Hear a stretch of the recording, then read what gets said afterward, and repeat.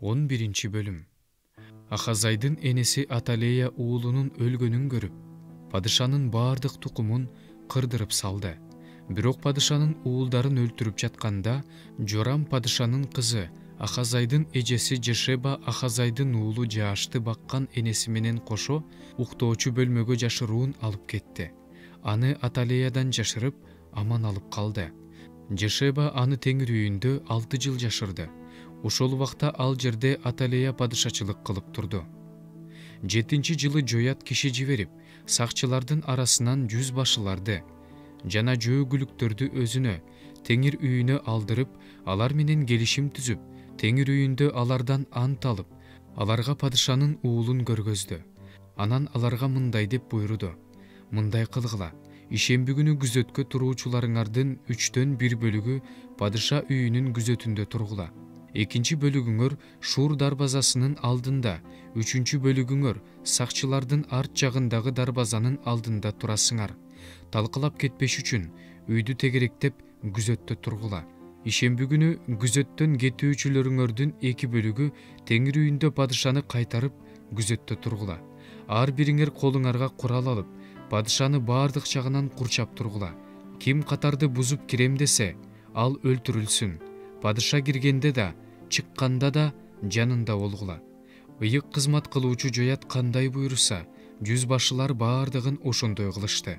Алар ишемби күнү күзөткө келүүчү жана күзөттөн кетүүчү өз кишилерин алып, ыйык кызмат кылуучу жоятка келишти. Ыйык кызмат кылуучу Дөөт падышанын теңир үйүндөгү найзалары менен калкандарын 100 башыларга таратып берди.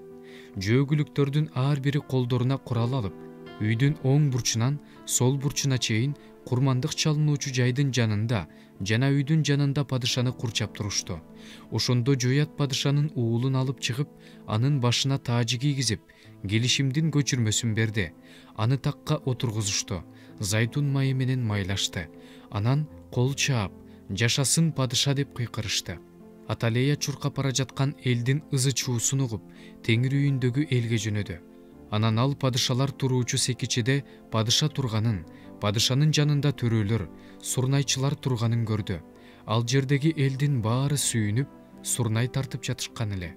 Ошондо Аталея кийимин айырып жиберип, чыккынчылык, чыккынчылык деп кыйкырды. Ошондо ыйык кызмат кылуучу жоят 100 башыларга, аскер жетекчилерине мындай деп буйрук берди: аны бул жерден алып кеткиле, ал теңир үйүндө өлтүрүлбөшү керек. Ким анын артынан жөнөсө, аны кылычта өлтүргүлө.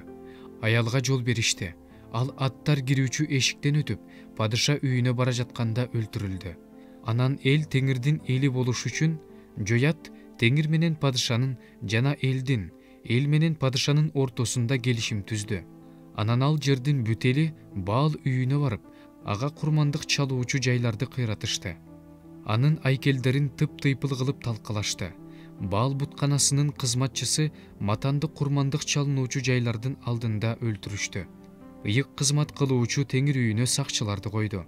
100 башыларды, сакчыларды, жөөгүлүктөрдү жана ал жердин бүтелин алып, теңир үйүнөн падышаны узатып, сакчылардын дарбазасы аркылуу өтүп, падышанын үйүнө келди. Анан падышаны такка отургузушту. Ал жердин бүтели шаттанды. Шаар тынчтыкка бөлөндү. Аталеяны болсо падыша үйүндө кылычта өлтүрүштү.